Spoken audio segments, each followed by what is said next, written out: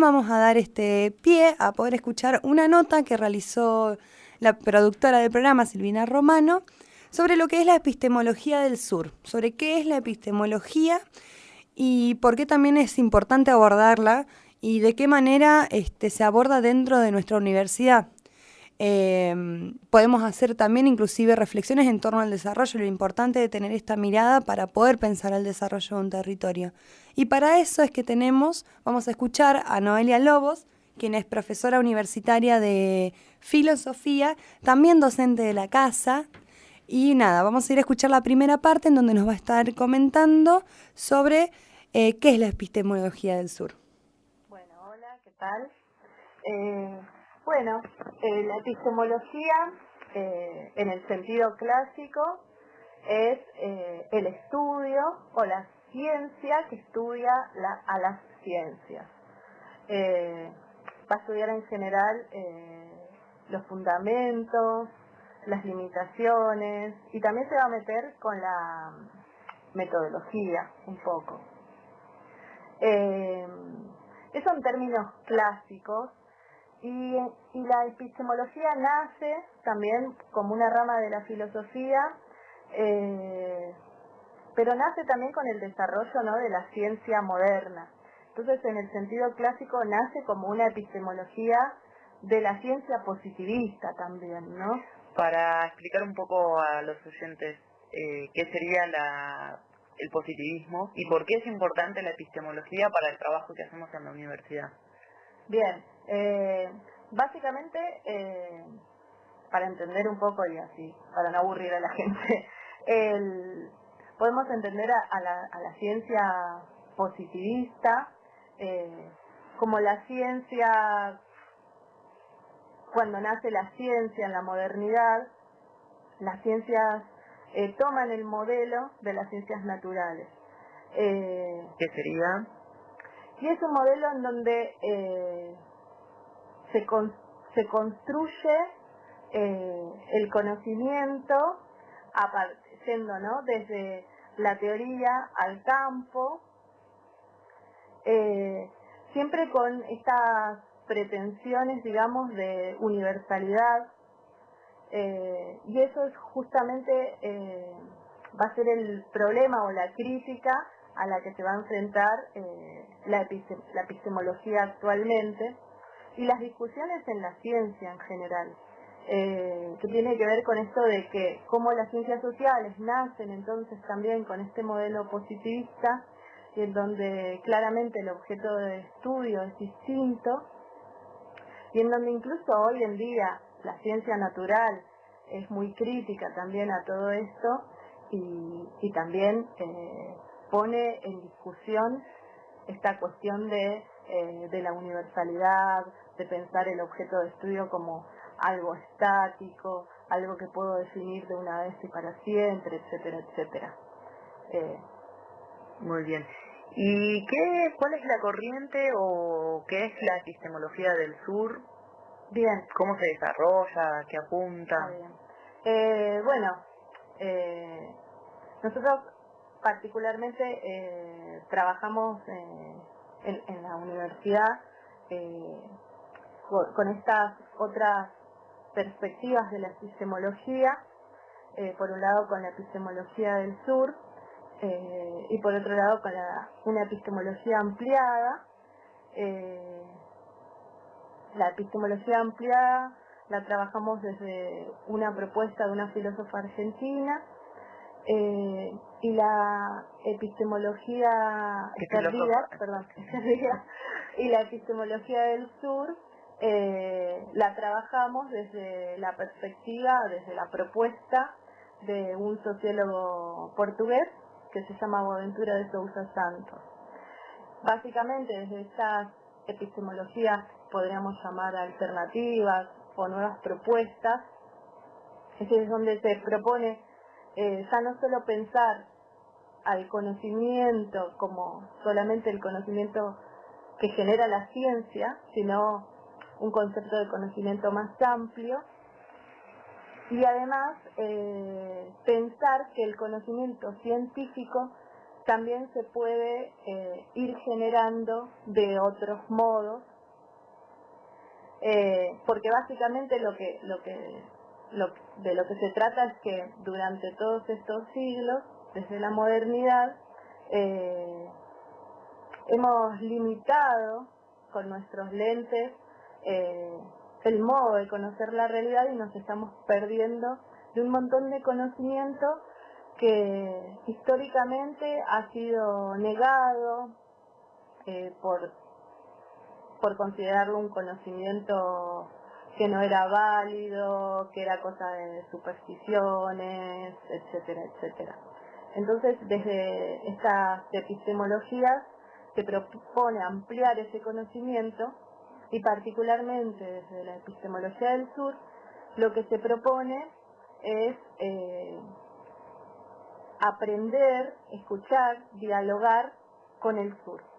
En la figura del sur, básicamente se está pensando no solo al sur literal, digamos, del mapa, sino también al sur, que también está en el norte, ¿no? Y en el norte también, en el sur también tenemos norte, digamos. En un sentido de aquellas voces legitimadas en la figura del norte, legitimadas por esta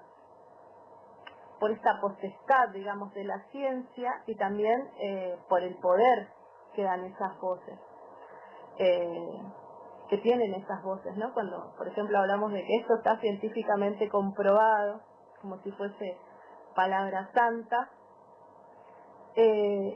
y cómo desconfiamos del conocimiento del pueblo, ¿no? De los conocimientos populares y tradicionales que se dejaron de lado.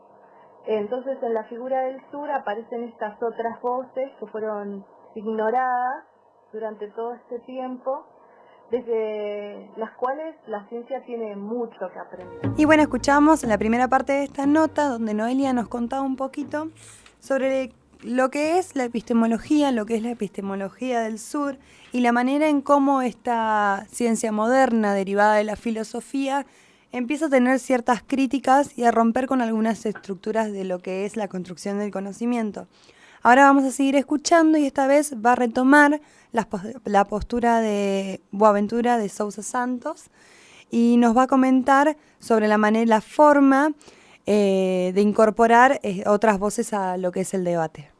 Bien, particularmente la propuesta de Boaventura de Sousa Santos es... que curiosamente es portugués, no brasilero. Claro, es portugués. Pero bueno, él básicamente también lo que va a fundamentar, digamos, es que Portugal es como un sur dentro, en el centro y en el norte. Pero bueno, básicamente él lo que va a proponer es que empezar a trabajar y a dialogar con los movimientos sociales, con movimiento indígena, con el movimiento feminista, con distintas organizaciones sociales que están trabajando organizadamente, ¿no? Que no solo esta organización y esta forma, digamos, de concebir la realidad y poder clasificar la realidad es propio de la ciencia, sino que históricamente la gente paralelamente se manejó con sus propios conocimientos sin que estén validados por ahí por la ciencia. Entonces, él lo que propone es trabajarlo desde ahí. Básicamente, ¿cómo lo pensamos desde la universidad? Por ejemplo, pensamos que nuestras investigaciones, y tratamos de trabajarlo así en el campo, tienen que dialogar con la gente, ¿no? No esta idea de que la universidad tiene el saber y lo tiene que repartir, digamos, o compartir con el pueblo, sino que el investigador tiene mucho que aprender del pueblo. Y no solo en el sentido de que yo voy a estudiar a este objeto de estudio que es tal grupo social, sino yo voy a dialogar y voy a investigar junto, ¿no?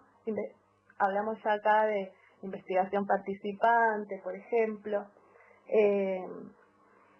Hay mucha literatura que no solo se trabaja desde la filosofía, sino desde las ciencias sociales en general, que tiene que ver con toda esta cuestión del pensamiento intercultural, del saber situado,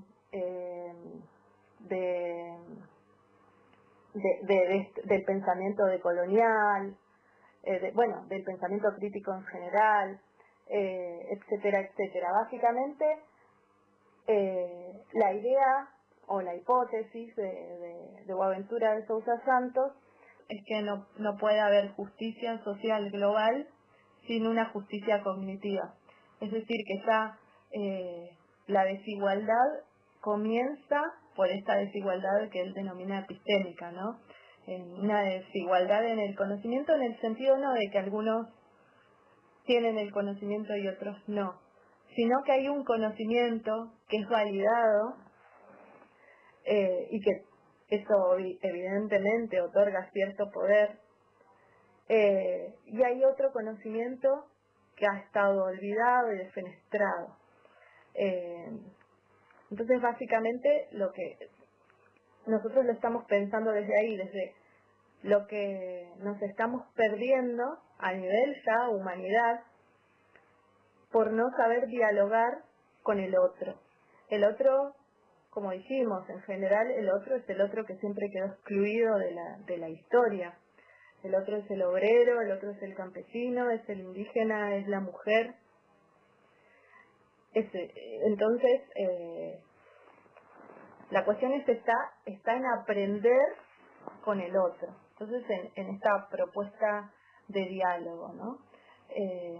Y además, la propuesta es no solo que trabajarlo desde este diálogo que podemos llamar también intercultural, sino se está pensando en un diálogo interdisciplinario, ¿no? Entonces, también nos estuvimos perdiendo, por suerte se está trabajando bastante en eso, pero nos estuvimos perdiendo por mucho tiempo las voces de otras disciplinas, simplemente por encerrarnos en la propia. De esta manera, Noelia nos comentaba un poquito lo que es la postura de Boaventura de Sousa Santos, en lo que refiere a la incorporación de distintas voces en torno a lo que es el debate del conocimiento. Y realmente resulta sumamente interesante, valga la redundancia o el palabrerío, esta cuestión de pensar esta justicia cognitiva, con esta idea de que no existe justicia social sin esta justicia cognitiva, y esta justicia cognitiva refiere a lo que es las desigualdades epistémicas. Esta cuestión de darle por ahí más importancia a ciertos conocimientos que están en nuestra sociedad, en lo que consideramos como normal, validados, y en aquellos que se han defenestrado, como por ejemplo son en las experiencias que pueden llegar a vivir las distintas organizaciones que seguramente no tengan, organizaciones sociales me refiero, no tengan por ahí un contenido teórico avalado por método científico, pero que aún así es rico para poder realizar un buen análisis de la realidad. Y en torno a esto, la propuesta de poder aprender del otro, esto de poder entablar un diálogo.